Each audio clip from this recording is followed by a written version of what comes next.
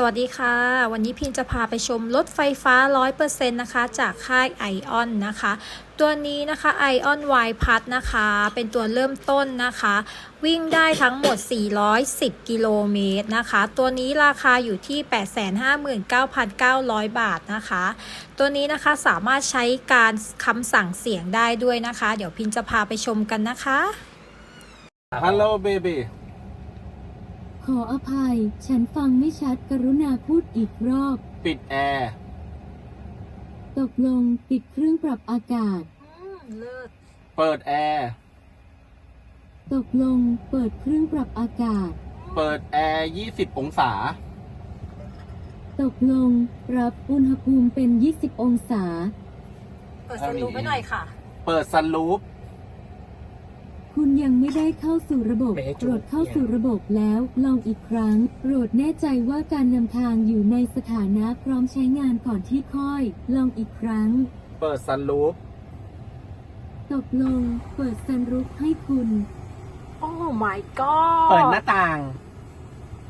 เปิดหน้าต่างให้คุณ เปิดประตูท้ายไฟฟ้า รับทราบเปิดฝากระโปรงหลังให้คุณ ฝากระโปรงหลังก็มาจ้า ปิดประตูท้าย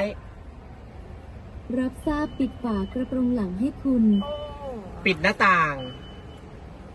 ปิดหน้าต่างให้คุณ ปิดสลูฟ ตกลงปิดซันรูฟให้คุณ เก่งมาก นี่คือการสั่งการทำงานของรถไฟฟ้าไอออนนะคะ จองไหมคะ คันนี้คือตัวท็อปเลยหรือเปล่าคะเซลล์ อันนี้เป็นตัวท็อปครับผมราคา 995,900 บาท อีกรอบ เท่าไหร่นะขออีกรอ คุ บ ณยังไม่ได้เข้าสู่ระบบ 995,900 บาท เลิศนี่ถ่ายแบบเรียลไทม์นะคะ อยู่ที่โชว์รูมไอออนนะคะกำลังสาธิตการสั่งการด้วยเสียงนะคะ เป็นระบบไฟ อันนี้ ฟ้า ตัวปุ่มจะกดได้หมด 100%นะ ทุก คะ อย่างเลยกล่องข้อความแจ้งเตือน อันนี้มันขึ้นว่าโทรศัพท์ โดยเซลล์ระดับมืออาชีพ จริงแต่อันนี้ สุดยอด ถ้า จ ลู ริ ก ง ค้าท่านใด นอก ส นั้น นใจ ก็ ติดต่อ ง่าย หา ๆเล น้อย ง ที่เห็นโล่งๆแบบนี้ ลูกค้าไม่เสียพื้นที่ในการปรับ 089-392-222 เกียร์เพราะเกียร์จะอยู่ที่ก้านพวงมาลัยด้านขวา ส่วนไฟเลี้ยวที่ปัดน้ำฝนจะอยู่ที่ก้านพวงมาลัยด้านซ้าย ระบบการทำงานก็จะเหมือนเทสลาเลยระบบเรดาร์จดจับนะครับแล้วมีสิ่งมีชีวิตที่มีลมหายใจอยู่ด้านหน้า รอบรถมันก็จะจับ เอาแล้วถาม ค อี ลื่ ก น อย่างหนึง ความร้อนได้ คือเวลาถ้าเกิดเราเผลอเวลาเรากดไฟเลี้ยวไปเผลอกดข้างขวาเนี่ย มันจะมีผลมีอะไรไหม ไม่มีผลถ้าเกิดรถทำงานอยู่ ถ้าไม่ต้องมีผลต่อเมื่อเราเหยียบเบรกแล้วเปลี่ยนเกียร์ ใช่ อ๋อต้องรถหยุดแล้ว ใช่แล้วรถคันนี้ถ้าสมมติว่าลูกค้าขับรถออกมาแล้วทำกุญแจหายลูกค้าสามารถสตาร์ทรถคันนี้กลับบ้านได้ด้วย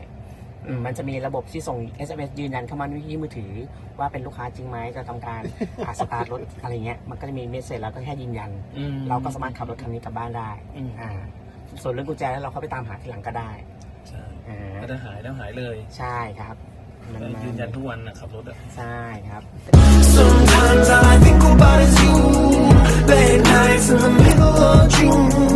He always been faking me